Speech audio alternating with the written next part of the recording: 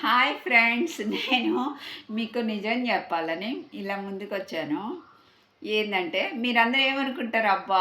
నేనైనా for example including నేనైనా, అబ్బా! మనం ఉదయం లేస్తే హెల్తీ ఫుడ్ తింటాం. మంచి అలవాట్లను కలిగి ఉంటాం. రోజుకి ఎంత వాటర్ కావాలో అంత తాగుతున్నాం. ఇంకా తిరుగులే మనకి ఏ రోగము రాదు. మనం హెల్తీగా ఉన్నాం అనుకుంటాం. మన ప్రాణాలు మన చేతిలో ఉన్నాయి. మనం భలే కాపాడుకుంటున్నాం అని సంబరపడతాం. అవునా కాదా? కానీ మీ ప్రాణాలు మీ చేతిలో లేవు. పక్కనోడి చేతిలో ఉన్నాయి. ఎలా అంటారా?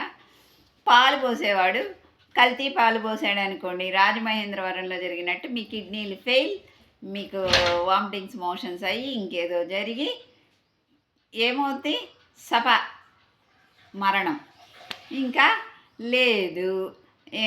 ఇంకా లేదు, కూరగాయలు అమ్మేవాడు పెస్టిసైడ్స్ అవి కొట్టేసేసి స్ప్రే చేసేసి ఆ కూరగాయలు మీకు ఇచ్చాడా?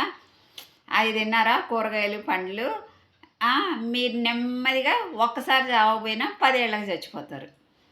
ఇంకా ఇంకొకటి, ఇంకెవరి చేతిలో ఉంది? మీరు బయటికి వెళ్ళారా వాహనంలో కానీ లేదా నడిచి కానీ, మీ ప్రాణం అప్పుడు మీ చేతిలో ఉండదు, పక్కనోడి చేతిలో ఉంటుంది, మీ ఎదురుగా వచ్చేవాడి చేతిలో ఉంటుంది.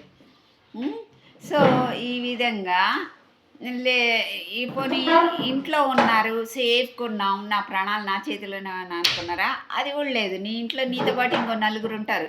వాళ్ళేవో తుంటారు కానీ నీళ్ళు పోయొచ్చు, లేదా నూనె పోయొచ్చు, ఏమైనా చేయొచ్చు. నువ్వు ఉన్నట్టే అందరు ఉంటారు కదా. సో ఆడి వల్ల నీకు ప్రమాదం ఉంది. సో ఆ లాస్ట్కి నీకు తెలిసిందేంది?